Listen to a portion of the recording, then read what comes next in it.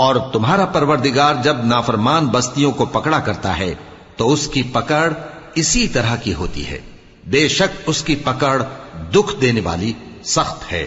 इन किस्सों में उस शख्स के लिए जो अजाब आखिरत से डरे इबरत है।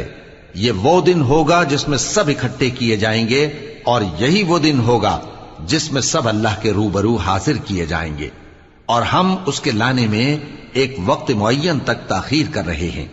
जिस रोज वो आ जाएगा तो कोई शख्स अल्लाह के हुक्म के बगैर बोल भी नहीं सकेगा। फिर उनमें से कुछ बदबख्त होंगे और कुछ नेक बख्त। तो जो बदबख्त होंगे वो दोज़ख में डाल दिए जाएंगे, उसमें उनको चिल्लाना और धाड़ना होगा। जब तक आसमान और जमीन है वो उसी में रहेंगे मगर जितना तुम्हारा परवरदिगार चाहे।